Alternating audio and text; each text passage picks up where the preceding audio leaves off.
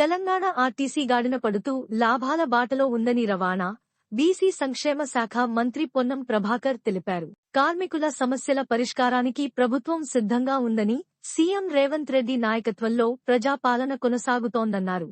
గతంలో ఆర్టీసీని నిర్వీర్యం చేసినా ఇప్పుడు కారుణ్య నియామకాలు, తార్నాక ఆసుపత్రిని సూపర్ స్పెషాలిటీగా మార్పు, బకాయిల చెల్లింపు, కొత్త బస్సుల కొనుగోలు, నియామకాలతో ముందుకు సాగుతున్నామని వెల్లడించారు.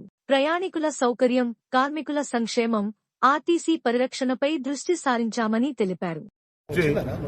నేను 1-2 రోజుల్లో మాట్లాడతా. నేను అందరినీ కూడా ఒకటే కోరుతా ఉన్నా, ఇది రాజకీయపరమైనటువంటి అంశం కాదు. ఇప్పుడిప్పుడే ఆర్టీసీ గాడిన పడతా ఉంది, లాభాల బాటలోకి వస్తూ ఉంది.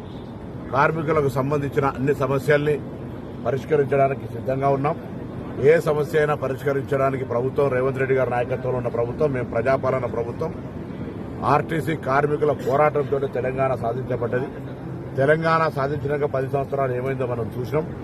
ఇప్పుడు జరుగుతున్నటువంటి పరిణామాల్లో కారుణ్య నియామకాలతో పాటుగా తార్నాక ఆసుపత్రిని ప్రజలకు, ఆర్టీసీ కార్మికులకు అందుబాటులో తేవడంతో పాటుగా వాళ్లకు పెండింగ్ బకాయిలైనటువంటి టీఏటీఏలతో పాటుగా అనేక రకాల బ్యాన్లతో పాటుగా ఇవ్వడంతో పాటుగా అన్ని రకాల కార్యక్రమాలు చేస్తా ఉన్నాం. కొత్త నియామకాలు చేస్తున్నాం, కొత్త బస్సులు కొంటున్నాం. ఆర్టీసీ గౌరవాన్ని పెంపొందించే ప్రయత్నంతో పాటుగా 3 ప్రధాన అంశాలు తీసుకుంటున్నారు.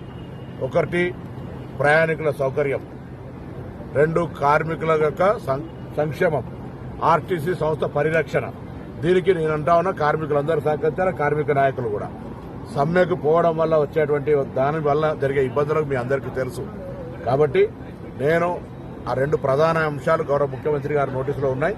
వాటిని కూర్చొని మాట్లాడుకునేటువంటి అవకాశం ఉంది. ఇప్పటికే కొంత ట్రేడ్ యూనియన్ నాయకులందరూ కూడా విజ్ఞప్తి చేస్తా ఉన్నాం. ఇది సమ్మెకు పోయే కాలం కాదు. ఇప్పుడున్నటువంటి పరిస్థితుల్లో ఆర్టీసీ హితవు దృష్ట్యా, ఆర్టీసీ శ్రేయస్సు దృష్ట్యా ప్రభుత్వం సానుకూలంగా ఉంది, మొండిగా లేదు. ఆర్టీసీ ఇప్పుడిప్పుడే కుదుట పడతా ఉంది. 10 సంవత్సరాల యొక్క జర్క్ దాన్ని ఓవర్కమ్ రావడానికి. మీకు ఒక విషయం చెప్తాను, 1562 కోట్ల పీఎఫ్ బకాయిలుండే, ఇలా దాన్ని 600 కోట్లకు తగ్గించినాం. రిటైర్ అయిన రోజే ఇవ్వాలనే నిర్ణయంకు కార్యాచరణ జరుగుతోంది.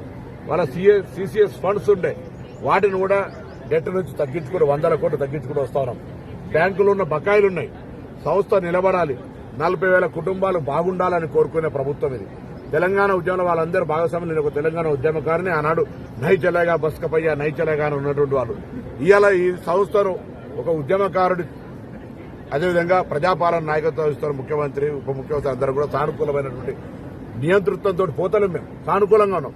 కాబట్టి ఇటువంటి లాస్ట్ ఎక్స్టెండెడ్ ఇష్యూస్ ను పునరాలోచన చేయాలి. అటువంటి నిర్ణయాలు తీసుకోవద్దు.